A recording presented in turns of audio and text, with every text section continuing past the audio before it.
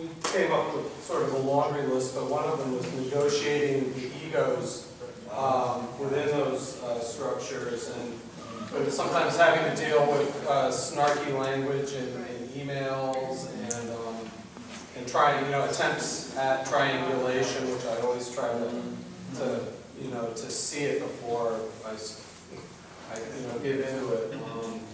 Fighting for recognition in our positions, and then sort of the crazy schedules, the loss of Sabbath, and through this technology that's always got us online and on cell phones. Yeah, that I used it yesterday. I love the word generosity, and there is a very close connection with generosity and creativity. And a lot of times the loss of generosity is a sign that we have lost the creative spirit. And so, and of course, Jung's whole idea of projection, you start to project out. And so, yeah, if we return to our I amness, to our original soul, back to our prime origin, it's amazing how that negative projection seems to diminish, and we find ourselves. St. Teresa of Avila said, this is the way you test your spirituality, as you look and see how much compassion is coming out of you. And I think she's right. Thank you very much. Anyone else? One thing I didn't mention is that the cynical view that we have of one another wears on us. Say that one more time. The cynical view that we have of one another wears us down. Yeah. We weren't sure we would bring that up because we didn't think anybody else in the room would understand.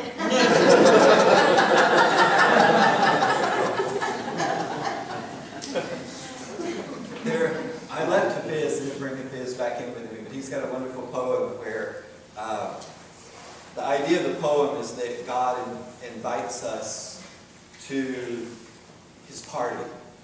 And there's a jeweled dance floor and lots of wonderful wine. But the moment that we look down at any other human being, we break the wine glass. And we lose the capacity to be a guest at this party.Maybe at the break I can try and get it. It's worth reading. Thank you. Anyone else?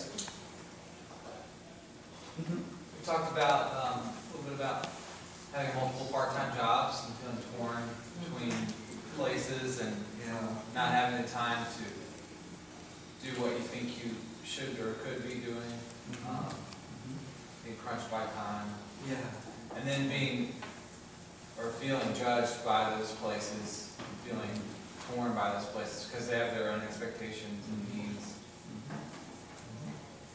What we can do in the present moment is sort through the subjects from the object and make sure that our identity is not lost and the different things that are arising. But long-time solution is that we have to address reinventing the structures that put us in these type of situations that reduce our souls. Amen. Anyone else? I think disconnection from the earth is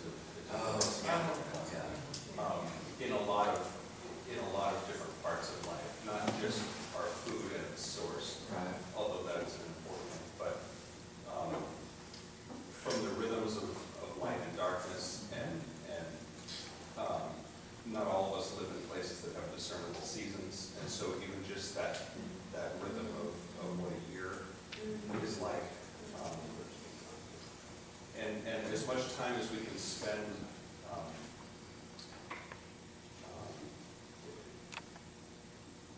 without going outside, or without even seeing outside, or without actually touching the ground.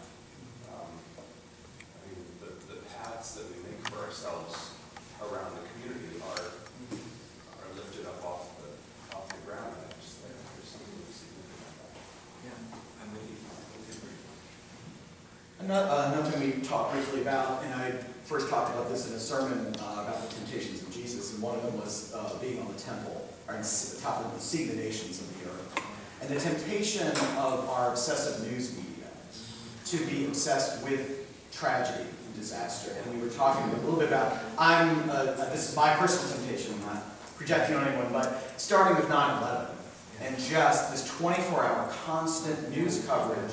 And I work at Virginia Tech. We went through our own little 9/11, and I had to declare a news fast for some students who were so stuck in this constantly watching and being re-wounded over and over. And I think we've raised ourselves to this level of omniscience that is really God's territory, where we're learning about these tragedies across the world we can't possibly do anything about. And I know we can pray and we can send aid, but it's you just need to read a quick article in the New York Times to know that there was a tsunami. We don't need to be constantly re-wounded by the news coverage. And it's so easy, I know for me, to get stuck in that and to obsess over it. And I think it's more than where our souls are lived with air. Yeah, no, and this is a wonderful point. And when you think about it, our ancestors, they would know maybe the bad news of their village, maybe the next village, not the entire world. We would have heard about the tsunami months after it.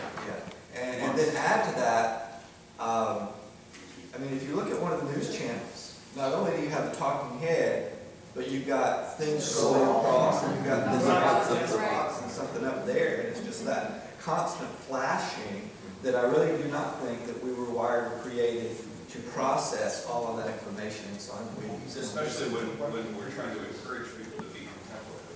Right. When can you process all this? But our students are kind of wired that way. Yeah. They're that sensory, if you box a simple TV screen with a person is not going to hold their attention.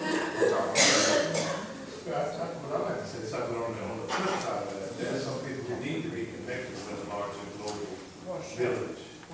And so they may need that constant bombardment to be connected. You know, so it may seem redundant to some people here on this side of the globe, but on the other side of the globe, that may be some way, some people can be connected. right, and that's the reason that we are our own alchemists of our own path.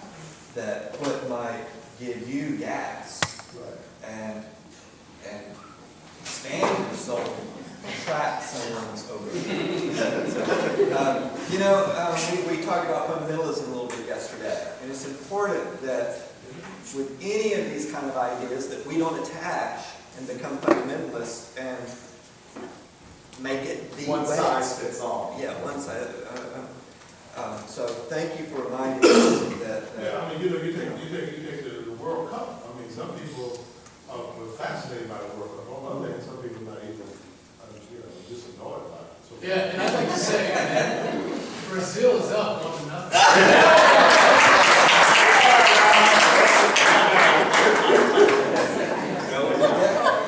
I'm waiting for the football season. That is football.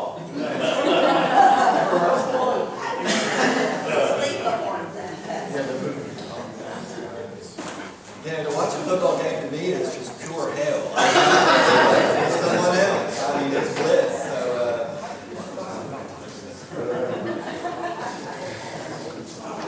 okay, one last one. Anyone? I think sometimes I get with my spirit gets by the appointments and I can't get out and be who I am and just meet people and engage. But I gotta be worried about bills and paying bills, taking care of the building, and raising money, and meeting people. This takes, at the end of the day, I'm exhausted.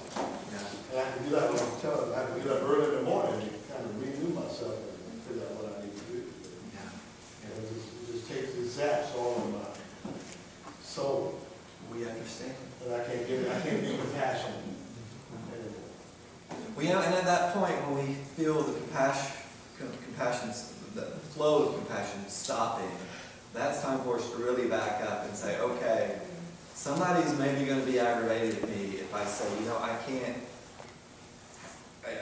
can't see you this often, or I can't do this or that. I think we must give ourselves permission to reinvent our lives when it comes to this urgent, especially the business that we're in, of being clergy, that we have to give ourselves permission to let go of the things that we need to, so that we can care and keep our souls alive, fresh, creative, energetic, open. I think it's essential.